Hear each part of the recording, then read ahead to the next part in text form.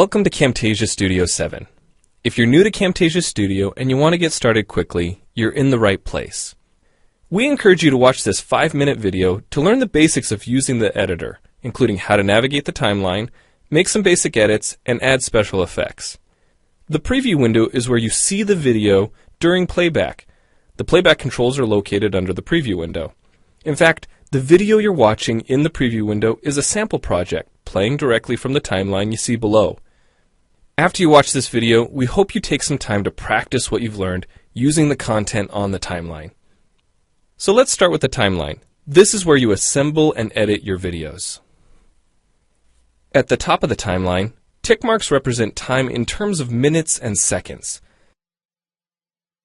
When building a video, you'll work in a horizontal manner, beginning from the left and moving sequentially through time towards the right.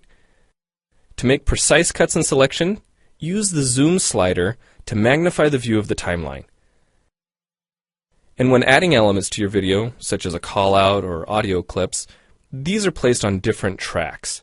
Tracks are created automatically, when you need them, when elements are added to the timeline. So depending on your video, You may be working with several tracks at one time. To change the position of an element on the timeline, just drag it. To change the length of an element, drag the edges in either direction. An important part of the timeline is the playhead. The playhead moves the timeline and indicates the current frame displayed in the preview window. To view your video, click play in the preview window. Notice how the video and the timeline's playhead stay in sync? Click anywhere on the timeline and the playhead moves to that point. The green section of the playhead is called the in point. Click and drag the in point to make the beginning of a selection. The red section of the playhead is called the out point. Just click and drag the out point to make the end of a selection. To bring the sections of the playhead back together, double-click the gray playhead. To split a video clip, position the playhead at the desired location and click the split button. And if you want to remove a portion of your video, make a selection with the in and out points, then click the cut button.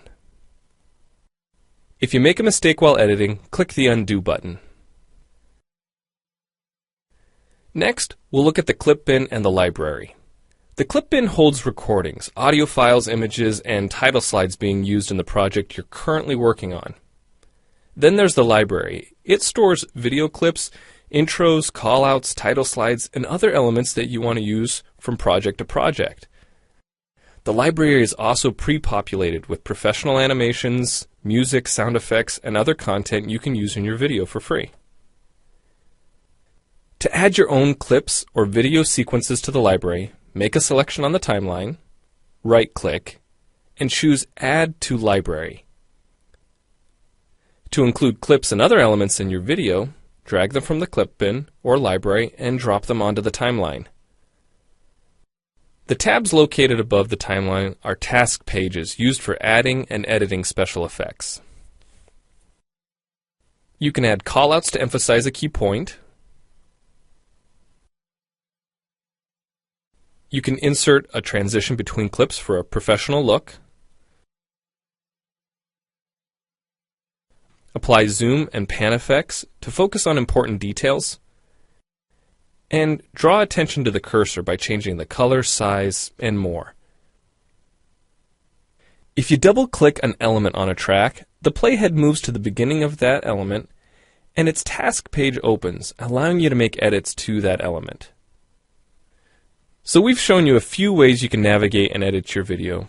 But how do you get content into your video? Well, to make a new screen recording, click the Record Screen button. If you already have an audio or video recording to use, click the Import Media button.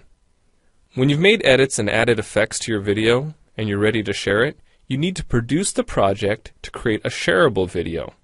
Click the Produce and Share button, step through the wizard, and Camtasia Studio creates a viewer-friendly, shareable MP4 file ready to upload to screencast.com, your blog, or a website. Well, it's time for you to try Camtasia Studio out for yourself using the content on the timeline. The help file in Camtasia Studio will help you use each of the Camtasia Studio features and applications. The Learning Center on TechSmith.com has in-depth video tutorials and other sample projects to download and practice with. So we hope you enjoy Camtasia Studio. And happy screencasting!